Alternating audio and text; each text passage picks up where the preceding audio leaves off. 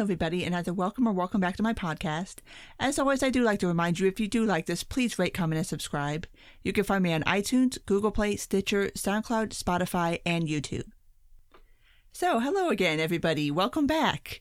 I didn't do one of these last week, obviously, as I'm sure you probably noticed, because last week was Thanksgiving week, and I wasn't trying to harsh anybody's mellow, my own included, because we were just having a nice week last week. Just a nice, calm, relatively calm, I should say, week. And so, yeah, welcome back, everybody. I hope you had a wonderful Thanksgiving / Black Friday / Cyber Monday / Cyber Week. I hope everybody had a good time on Thanksgiving. And now we are back here, back to our somewhat normal routine, even though we are now thoroughly into the holiday season, which I unironically like the holiday season. So I'm rather happy about it. I enjoyed my Thanksgiving, but I always tend to enjoy my Thanksgivings because I don't really have a large family who really expects much from me. So it's always just nice. It's just a nice, chill time, and I like the holidays, so I'm happy. I hope everybody else is having a good time. But let's go ahead and kind of get into some of the news of last weekish that kind of bled over into this week, plus some of our new situations. And yes, I will talk about the Thot Audit, but you're going to have to sit here and listen to me talk about immigration and the border and the migrant caravan first. So let's go ahead and just start there and kind of get caught up on everything that's happened over the past, I guess at this point, 2 weeks. Because some of this, we do kind of have to wind it back a little bit to try to understand how we got to where we're at. So let's go ahead and try to tackle this in chronological order. So news came down early last week that the troop deployment that was sent down to the border was going to be recalled. And I mean, yeah, that's cool. I'm very happy about that. But it ended up leaving a lot of questions. The troop withdrawal, was supposed to be, which this is kind of up in the air and murky right now, but we'll get there in a second. Everybody who was already stationed at the border was supposed to be back by, I believe, December 15th was the hard deadline for it. And so, okay, now, I say we're tackling this in chronological order because I think it's important to really understand the timeline of events that's happened over the past 2 weeks. This troop withdrawal was announced the beginning of last week. And so obviously the migrant caravan had not even really made it to the border by that point. But the troops were there. They put up wire fence. They did whatever, which really kind of amounted to nothing, really. I mean, they were supposed to be there for logistical support. What the fuck ever. They basically showed up, put up a bunch of wire fencing, and then are maybe leaving, kind of up in the air right now. But it really kind of drove home the point that the whole troop deployment was a midterm political stunt, which even if however you want to feel about the border situation, that should bother you. Like, the troops are not here to be toy soldiers. They're not here for you to deploy to the border to try to make some political statement, to try to drum up votes, to try to stir up fear in people. Like, that is a problem. That is something that should be addressed. And it really wasn't. I mean, the news cycle moves so fast nowadays that there's no time to really sit down and unpack much of anything. So obviously that happened. And yeah, it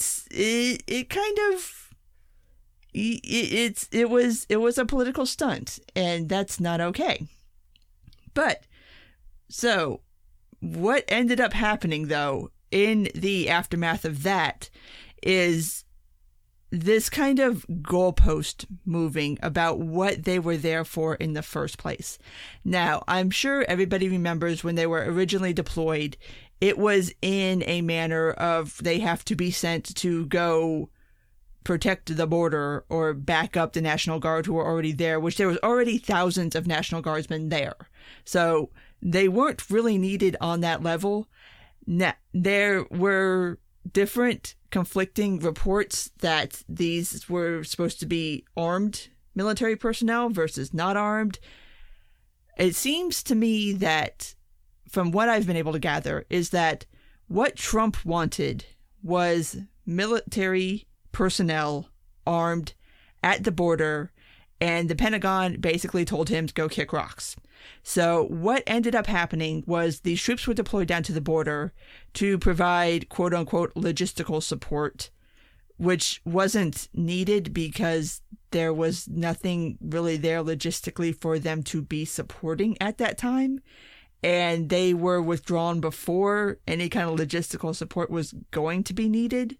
So it's kind of like, what the fuck were you there for, really, outside of just political theater?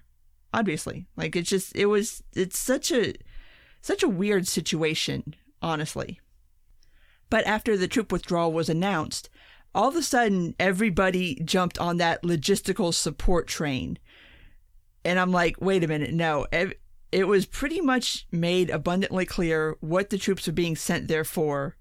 And it wasn't logistical support, but that's the fig leaf everybody's using now.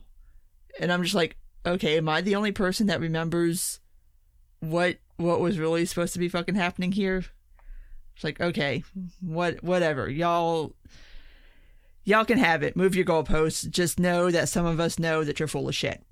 But what has come out now, I believe it was either Tuesday or Wednesday, is that now the idea is that there's going to be a rotating troop force positioned at the border, and that these troops that are being recalled and sent back home are going to be replaced with a fresh set of troops. I don't really know how this is going down because the Pentagon has not said that that's what's happening. Apparently they've not authorized it. And so I don't really know where we stand with troops at the border or what they're supposed to be doing there at this point. Like, I really don't. It's such a clusterfuck. I mean, this is not how you deploy troops. I mean, and I've been very clear about how I feel about deploying troops to the border. I don't like it. I don't support it. I don't think it's a good look. I don't think it's a good idea. But if you're going to do it, at least do it in something of an orderly fashion and not this weird, not this clusterfuck of one group saying, oh, we're going to send more troops, but then the Pentagon's like, wait a minute, we didn't approve any of this. Nobody's asked us. We've not sent out the word to troops that they're going to be deployed to the border.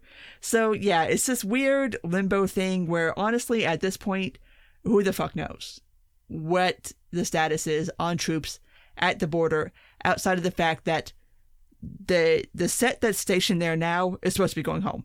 And that's it. I don't know if there's going to be troops replacing them. If there's not, who knows? I guess we'll find out when we all find out, I guess. It's just, oh my God, this is just such a disaster. Like, this whole border situation is such a fucking disaster.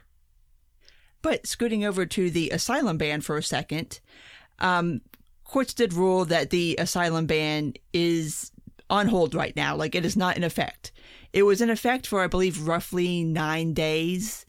And it doesn't seem like anybody was deported under the asylum ban. It's very hard to tell numbers because, I mean, there's nobody keeping track of this shit.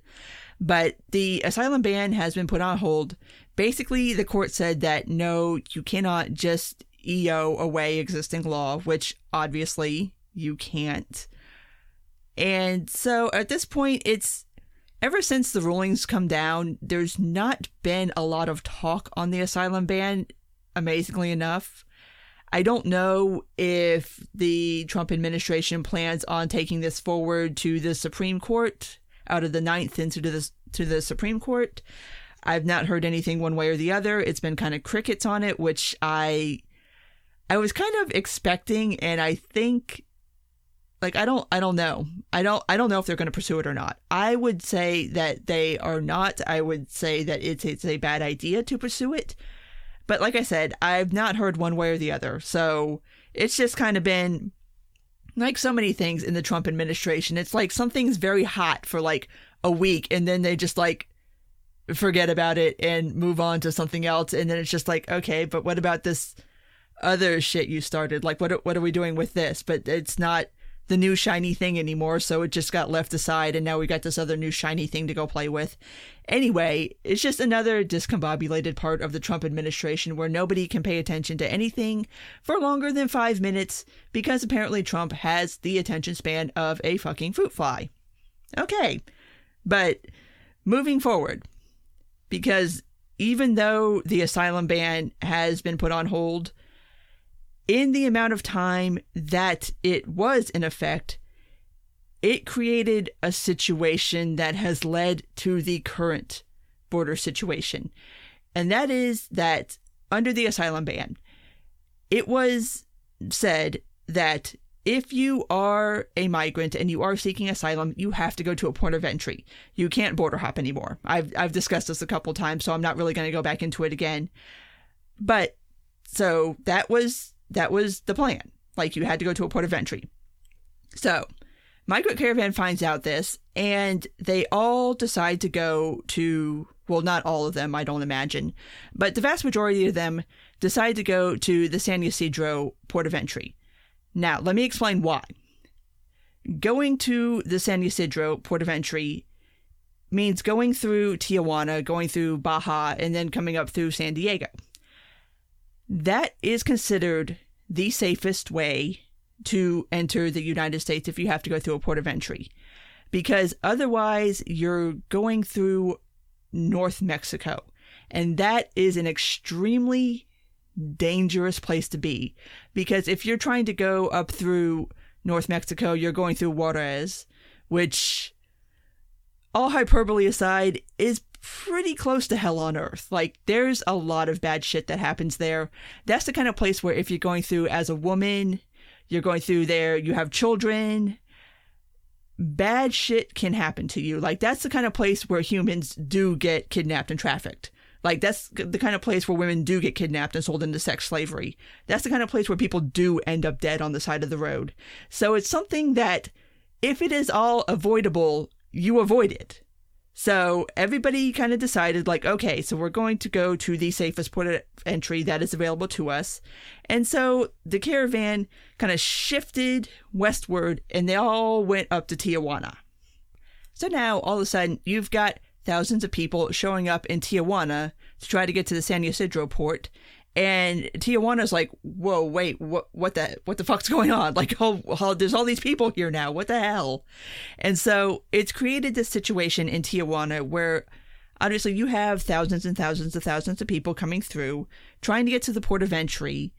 And until you can make it through, and I'll explain how that situation is going down in a minute, you kind of got to hang out wherever you are, which for these migrants is Tijuana if you're going through, which is another reason why the caravan shifted to going to the San Ysidro port. Because if you're trying to go to any of the other ports where, like, there's one that goes through El Paso, I think there's one that goes through Arizona, I don't remember the name of it, but in order to get to those, you do have to go, like I said, through North Mexico. You do have to go through Juarez, and I believe it's the El Paso one where if you have to, like, hang out and wait to make it through the port of entry, you have to stay in Juarez for however long it takes, which is, like I said, not a good situation for anybody. Like, if you don't know anything about Juarez, like, go Google it, go watch it on YouTube. Like, it's literally hell on earth. Like, it's a very, very, very,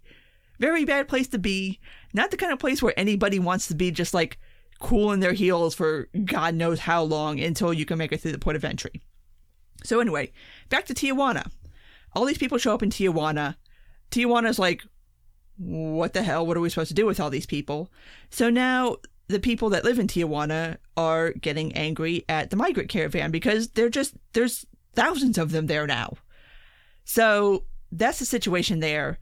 You have people, including the mayor of Tijuana, starting to protest the migrant caravan because this all just got dumped on them.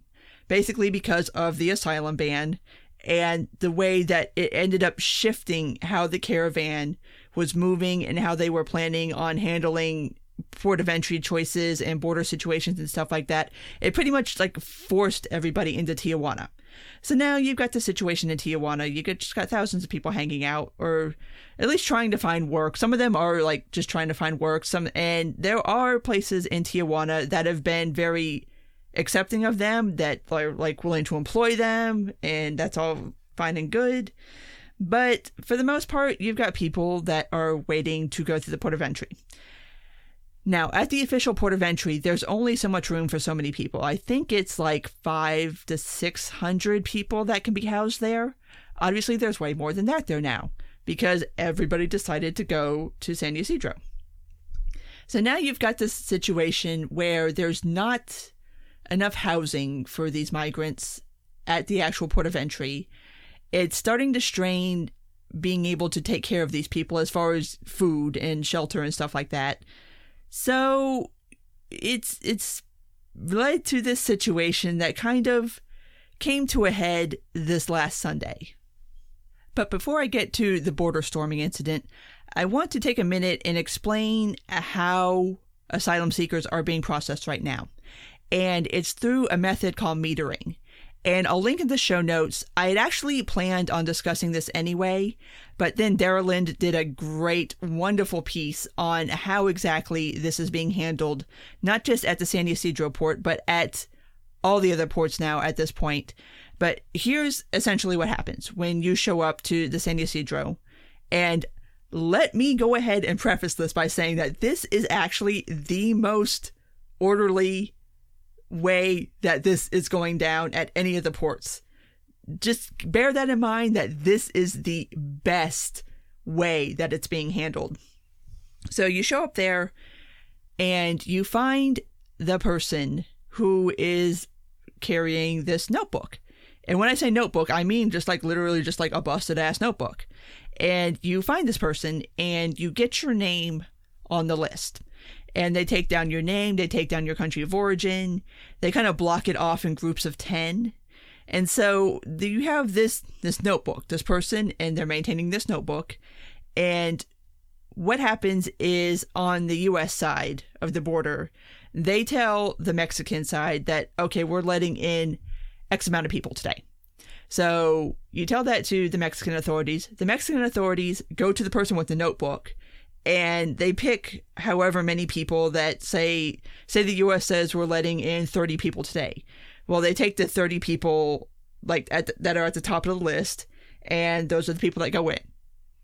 Now, if this sounds janky as fuck, it's because it actually is. Like, this is the most insane shit I've ever heard in my entire life. Like, what the fuck kind of system is this? Like, you just show up and you put your name in a goddamn guest book and hope for the best. And like I said, this is the best version of what is happening. At the other ports of entry, it's worse than this. Like, it's not even this orderly at the other ports of entry. So that's how this is happening. And the idea of metering is just that. It's that the U.S. is saying that we can only let in X amount of people a day. And so when you've got, say, 6,000 people waiting to get in, and then on the U.S. side, they're saying, oh, well, we can let in 100 a day. And it's not even that. Like, 100 is being generous. When I say like 30 to 40, that's really more realistic. So obviously it's creating this massive, massive fucking bottleneck, and it's happening now at every single port of entry, not just the San Ysidro. That's where it kind of started this system, but now it's pretty much adopted across the ports of entry. And it was originally supposed to be a temporary situation, but it's now kind of becoming a permanent situation as far as metering, and this is how we're going to start letting people cross the border. So yeah, obviously you're creating a bottleneck. And at some point, it's going to blow up in your face, which is exactly what happened last Sunday. There was a protest that was staged on the Mexican side in Tijuana to try to protest the U.S. to say, okay, we're here, we would like our legal rights to apply for asylum. And some of the people from the protest. And now this is what I've gathered, because reporting has been a little sketchy and very, very biased depending on what side of the argument you're on. But it seems that some of the people that were at the protest decided to storm the border. And there was apparently, they were throwing rocks at Border Patrol, they were throwing different various things. And so from the U.S. side of the border, we were launching tear gas over to the Mexican side of the border in response to Border Patrol being attacked. And there were helicopters flying from the U.S. side over to the Mexican side, and they ended up completely shutting down the San Ysidro port of entry. And when I say they, I mean the Mexican police shut it down, and nobody could come in or out of the port, which meant nobody was coming over from the Mexican side, and nobody from the U.S. side could cross that border. So that it ended up being a couple of hours. I want to say like 3 or 4 hours. The border at that point was completely shut down. Like nobody was coming in, nobody was going out. That was it. So yeah, that ended up being a rather ugly situation. And I don't support anybody storming the border. I don't support anybody throwing rocks at Border Patrol. I don't support us tear gassing people. But this whole situation has been something that has been a long time coming, and it finally came to a head, and it's something that was entirely avoidable, to the point where I kind of have started to wonder if it wasn't something of a manufactured crisis. Like, I don't know, maybe I'm giving the Trump administration a little too much credit for actually having any kind of foresight to see that this was going to happen. But I mean, this was the inevitable result of having people show up to apply for asylum as their legal right, and being told that they need to sit there for weeks or months, because that's what the wait is now at this point. It's going into months. So, and sometimes you don't have that kind of time. And like I've said before, once you've made it that far, you're not going to turn around and go back. So yeah, this was kind of inevitable in my view. And it's something that everybody should have seen coming. I don't support it, I don't like it, but I'm not surprised by it. So yeah, that was a controversy for a couple of days, and there's not been anything since Sunday. I mean, it's calmed down. It's not been an ongoing escalation of anything, which that is good. Like, I don't want to see people get hurt. But this is a situation that, at this point, it's kind of, I mean, there's really no other way to put it other than it's the Trump administration talking out of both sides of their mouth. And again, I don't know if this is intentional. I don't know as if I give them enough credit to have done this intentionally. But if you're going to make it to where you tell asylum seekers you have to go to a port of entry, but then you get to the port of entry and you can't go through the port of entry, I mean, what the fuck do you think is going to happen? Like, either you're going to pay smugglers, which that's happening too. You're also going to, and I've seen reports of this, you're going to bribe your way to the top of the list, which people have done, because obviously, I mean, that's just, that's bound to happen. Like, I'm not surprised by that at all. But you're creating this situation where there's going to be a level of desperation that doesn't need to be there. And it's completely manufactured. Like, there's no reason for this to be happening the way it is. So even though the asylum ban is kind of been shelved, in the amount of time that it was active, it's done a fair amount of damage. So I don't know where that's going to end up going. We've kind of in the past couple of days pivoted away from it. I don't know. Maybe we'll take it back up. Who the fuck knows? It's kind of like we live in a TV show now. We just kind of wait for the writers to tell us what plot lines we're going to pick up any given week. But one thing that was kind of floated out there, and again, I don't know where this even stands anymore, but the Trump administration was trying to make a deal with the Mexican government, and they were calling it the Remain in Mexico plan, which would basically mean that anybody who was coming through seeking asylum would have to stay in Mexico while they completed their asylum process, unless they could give a credible fear of staying in Mexico and then they could come in the U.S. Now, the first time I read about this, my first thought was, what the hell is Mexico getting out of this? Because this is just the U.S. farming out their responsibilities to Mexico. And I was like, why the fuck would Mexico even agree to this? Like, there's nothing in this for them. From every report I've seen, there's no financial reason for them to do it. It's like, we're not going to be giving them any kind of aid money or anything like that. So why in the world would Mexico even remotely agree to this? There was word that they had, but then again, that was before Sunday's event, so I really don't know where we stand with that.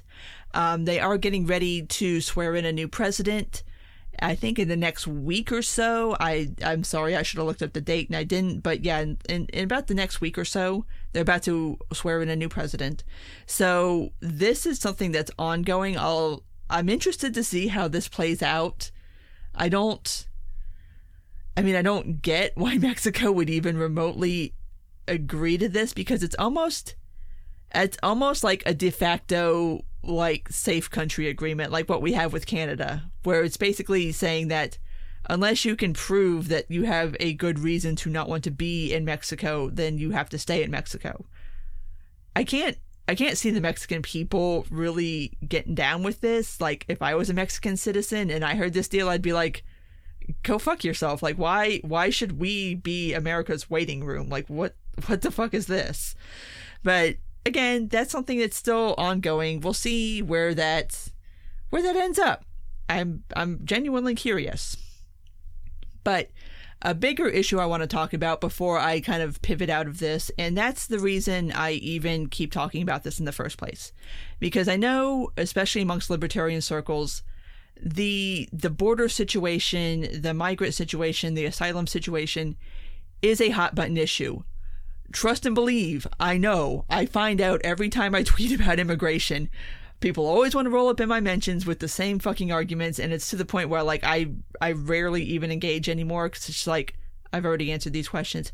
But anyway, the reason I keep talking about it, and especially in this particular context with the asylum ban, is this is something that if you are a libertarian, you should care about, because this is Trump, through the executive branch, trying to do an end run around the legislative branch and around written law, both U.S. and international, that we've agreed to, and trying to change immigration policy and trying to change the asylum process. And that is something that everybody should be keeping a very, very close eye on, because that's not okay. Like, you don't get to fucking do that. So that's why I keep an eye on this, aside from other reasons that I personally have, because I have my views on immigration. Everybody else does too. But even just from a libertarian perspective, no matter where you fall in this debate, keeping an eye on what Trump is trying to do here is very important. So I would ask everybody, keep an eye on that dude. Like, he's trying to do something that shouldn't be done. And I think that point is getting lost in a lot of the discussion on borders and immigration, that, hey, the executive branch is trying to do an end run around the legislative branch and around written law, and we should probably be really fucking concerned about that. So on that note, I'm going to leave this to the side now. Obviously, I mean, this is still an ongoing issue, so I'm sure I will discuss it again. But let's move on to other things.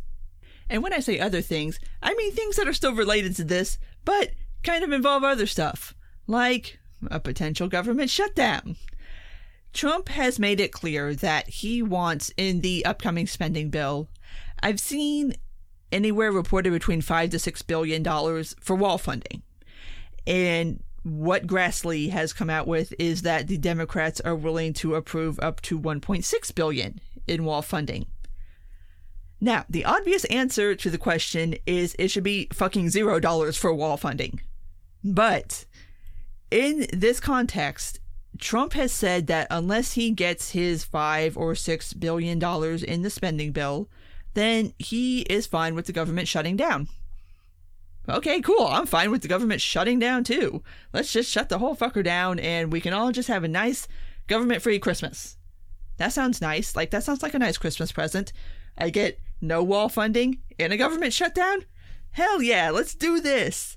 But obviously, it's the fact that they're even willing to give up $1.6 billion for wall funding is $1.6 billion that's going to get pissed away and wasted on a dumbass boondoggle of a project that's never going to be done. It's never going to be finished. I mean, even if you gave him $6 billion for a wall, that's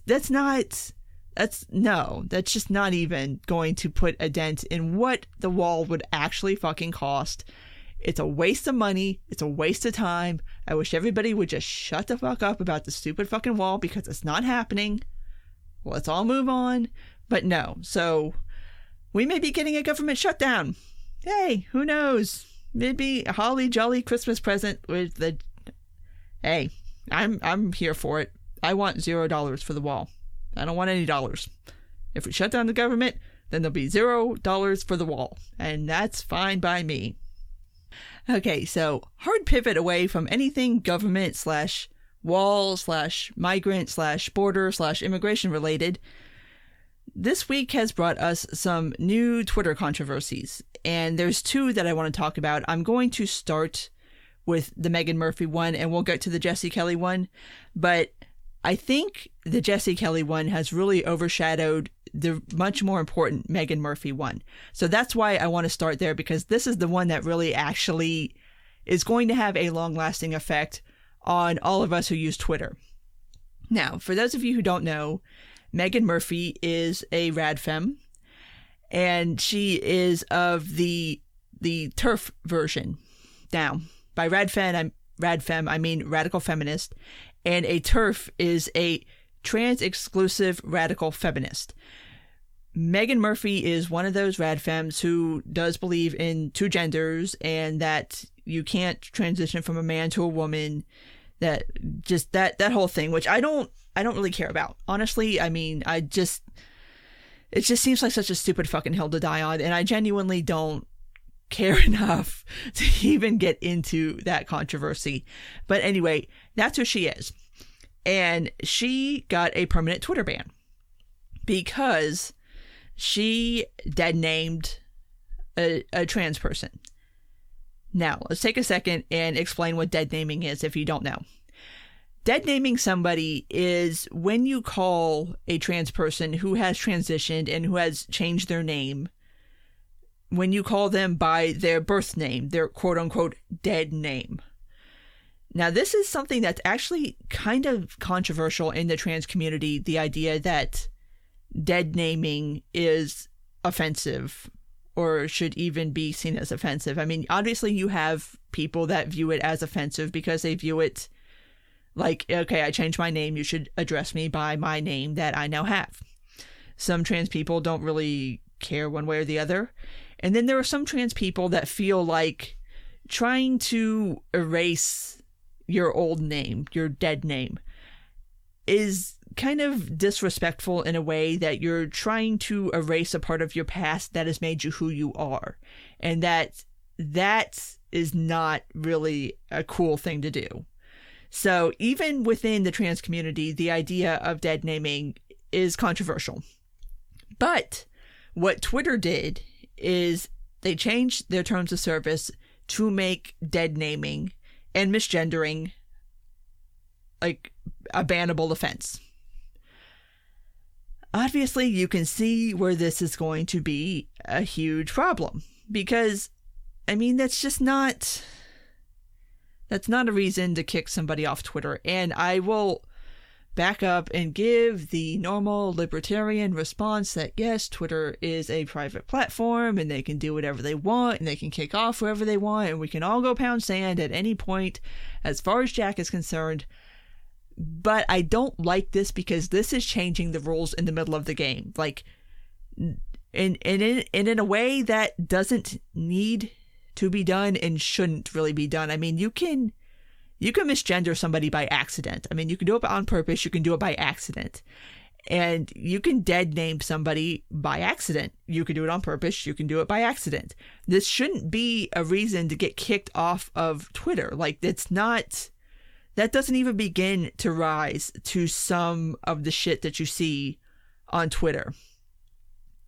But she's been kicked off for that, and like I said, the changes to the TOS it impacts all of us. Like, it's not just Megan. And that's why I contrast this to the Jesse Kelly situation, because this impacts just him. But yeah, know going forward that dead naming and misgendering will get you kicked off Twitter permanently. And unlike Jesse, as far as I know, Megan has not gotten her account back. And there doesn't seem to be any plans to give her account back. And I've got no love for rad femmes. I've really got no love for TERFs. But I do have a soft spot in me, obviously, because I've talked about this probably to death, for people being able to say what they want to say on social media. Like, if you're the kind of asshole who wants to go pick fights with trans people, what the fuck ever. Okay, everybody can wall their own gardens. Like, if you don't want to hear from somebody like Megan Murphy, you can block her, you can mute her, you can not follow her. You can actually go into your settings and put in Megan Murphy and completely block any mention of her from ever showing up in your timeline. Like, you don't have to kick somebody off for this shit. Like, there's plenty of ways that you, as a person or anybody else, can address this situation and still leave that person be to do whatever dumbassery they're doing. Like, whatever. Like, I'm fine with people being fucking assholes in public, because then I know you're an asshole. Like, I'm not trying to get you kicked out because I don't like you or what you have to say. And this is one of those situations where, and even for me, Jesse Kelly is the same way. Part of having principles and part of having an ideology that you genuinely believe in is that you have to apply it to everybody across the board. You can't just pick and choose. You can't have it for the people you like and then not have it for the people you don't like, or think it's okay when bullshit like this happens to people that you don't like. Like, that's not having an ideology. That's not being a consistent person and having a consistent philosophy when it comes to free speech. It's either for everybody or it's for nobody. So yeah, I'll stick up for Megan Murphy on this. And this is actually kind of funny because I have a piece of hers in my queue that I actually plan on destroying later on in a future episode, because she has some thoughts on porn and sexuality that it's not just her, it's the whole rad femme side of feminism that just I want to go in on deeply, because it just pisses me off. But that being said, I'm not here to say that just because I don't like her views that she should not be able to air them. You know, like, that's not okay. That's not cool. Now, to move on to the Jesse Kelly suspension, it's kind of, it's weird at this point. Anyway, how this ended up going down is, according to screenshots and according to what Jesse said and what has been seen, I mean, people have posted up the screenshots of his account being suspended. People have posted up the screenshots of what he got from Twitter saying that his account was permanently suspended. And the announcement that he got was just it was a very vague announcement, basically saying that, okay, your Twitter has been suspended because of multiple violations, and that's about it.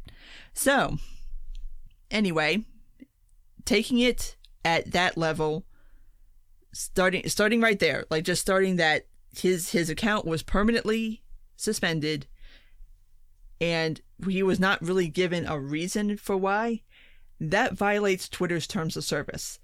So everybody points this out, and a weird thing happened, and I'm still okay. I do have opinions on this.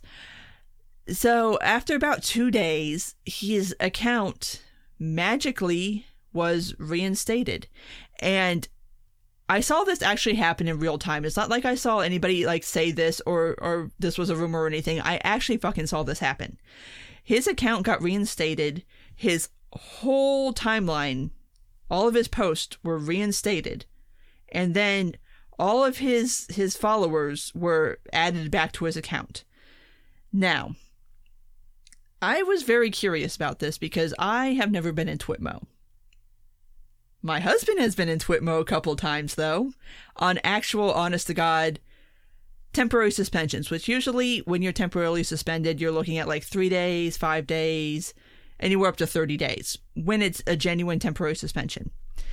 And so I was asking him, I'm like, okay, how exactly does this go down when you're temporarily suspended? So what happens when you're actually temporarily suspended is Twitter will send you an email citing a specific tweet, and they will tell you that you have to take this tweet down. That's step one. And then once you take the tweet down, then that's when you're on the clock for your suspension. So whether it be 3 days, 5 days, whatever. But during that time, they don't, you people viewing your timeline are not, you can go there, you can still see the person's tweets. Like, they don't take down the tweets, they don't unfollow people from you. You can still actually communicate with people in DMs, but you can't post anything. So I was just kind of like, wait a minute, but that's not, that I'm very confused right now. Like, what? Something doesn't make sense.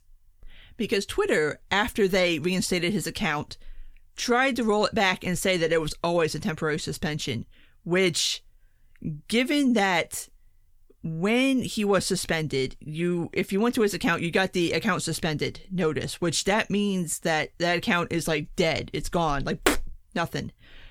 And then all of a sudden it's reinstated. His whole timeline's back there. And they started re-adding his followers back, which that's not what happens under a temporary suspension. So Twitter's kind of full of shit on this one. Like, don't lie. Everybody has the screenshots.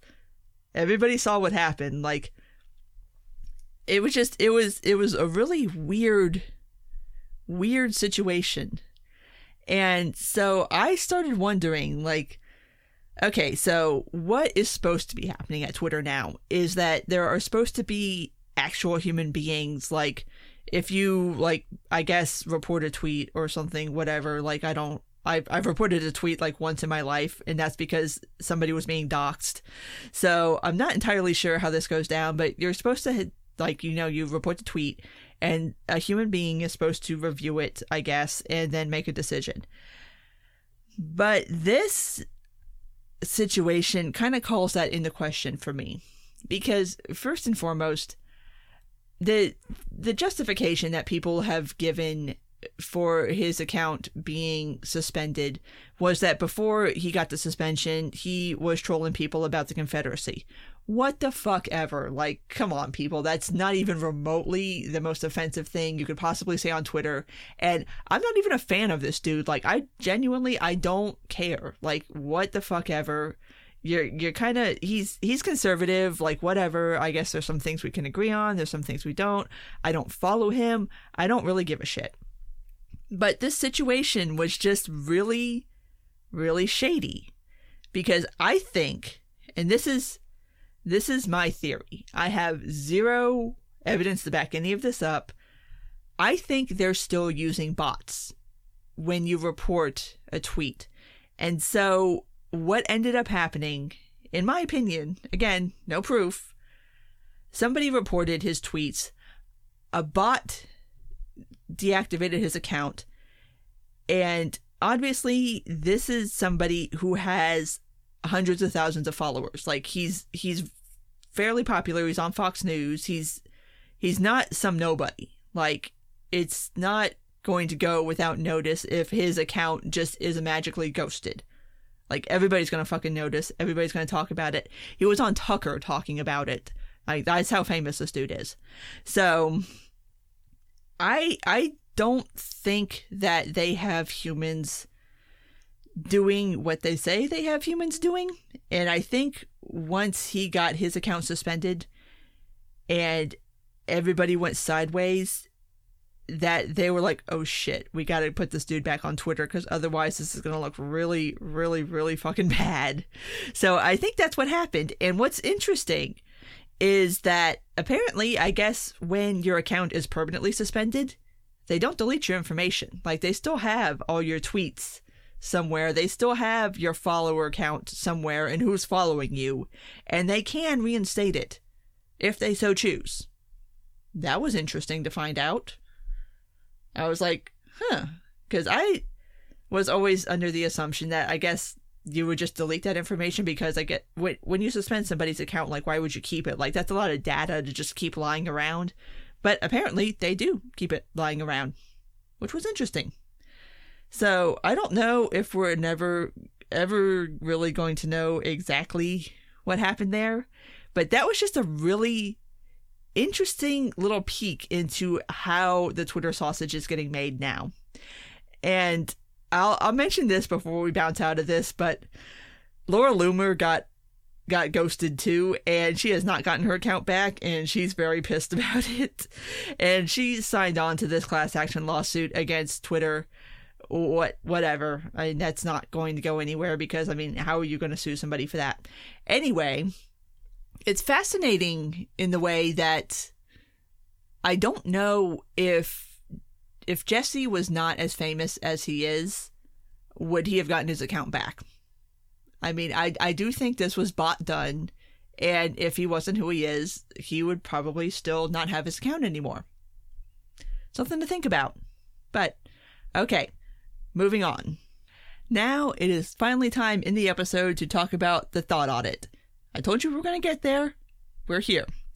Now, if you don't know what the Thot Audit is, basically, how this started is some dry dick motherfuckers decided that they were going to get pissed off at women who are selling nudes through Twitter or through Twitch or through Snapchat Premium. And on their assumption, because they don't fucking know one way or the other, that these gals were not paying taxes. So they're going to go haul off and report them to the IRS for tax evasion. Which, first of all, sit the fuck down. Don't you ever report somebody to the state for some non-violent shit. Especially not to the IRS. Those people will fuck your life up. Like, what the hell is wrong with you people? Like, you do not snitch. Do not snitch on anybody to the state for doing something non-violent. That should be basic 101 libertarian shit. Apparently it's not. This was news to me. This whole Thot Audit has been quite interesting, I must say. I've learned a lot. But, so, these dumbasses decide they're going to haul off and report these women to the IRS for tax evasion. Which, first of all, you can't even fucking do that. I mean, you can report people to the IRS for tax evasion, but you have to have, like, information on the person. Like, you have to know their name and their address and their social security number and how much they're not paying in taxes. Like, you have to have concrete proof of tax evasion before the IRS is gonna, like, waste their time going and investigating this, because what the fuck? There's what? It's the dumbest fucking shit ever. Anyway, so that happened, and the Twitter kind of went sideways, and we had a fun couple of days in libertarian Twitter, because obviously the conflation of tax evasion and sex work is just like libertarian gold. But there was a lot of weirdness going down, I gotta say. I mean, I actually got like a lot of traffic off of my tweets on this, and a lot of sex worker love, which I love you guys too. You guys are awesome. Do your thing, girls. Sex workers work. But there were people trying to make the argument that, like, this is a good thing. And it's like, no, it's not a fucking good thing. You don't do that. Like, first of all, it's none of your damn business who does what, it makes what money, and reports what. Mind your damn business. Mind your damn business. That's all I gotta say about that. Just mind your business. But second of all, like, people supporting this. Oh my lord. I'm trying to think of the best way to try to explain this if you're not somebody who is on the internet a lot and not on Twitter a lot. There is a subsection of men who are somehow under the impression that all of this should be like free, like women charging for nudes or charging for like private Snapchats and stuff like that is somehow wrong. But like if they want to do it for free, it's like hell yeah. And it's like, go fuck yourself. No, these women need to get their money. Like why would they be giving away something for free that they can be getting money for? Like that's stupid. Like if you do that, do you if you want to do that, but you're dumb. You're dumb and you could be getting money for that.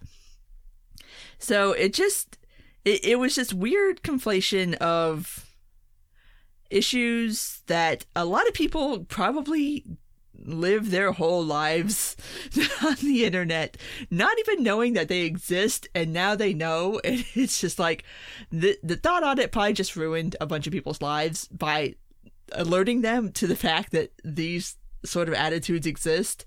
And I'm sorry to any of you who now have this shit in your head, because some of us have had it in our heads for a while, but now you have it in your head too, and you probably wish you didn't. Some bigger points I want to make on this particular topic. And a lot of people kind of came at me because I did a tweet that was like half jokingly talking about how like women being on the internet and charging people for nudes and not paying taxes on it is pretty much the most ANCAP thing ever. And of course, a bunch of people wanted to come at my neck and be like, oh, they're not ANCAPs because they support this, that, and the other. And I'm like, all right, motherfuckers, listen. How exactly do you think people become ANCAPs? Usually it's through situations like this where all of a sudden you are put in a position where the state can fuck with you. Like I said, not that they're going to, but just the threat of knowing that, like, the state can really come down on you like a ton of bricks. Like, this is kind of a lot of people's aha moment. So trying to, like, laugh about this and be like, oh, they deserve it because they did, yeah, it all sounded like a bunch of dumb shit.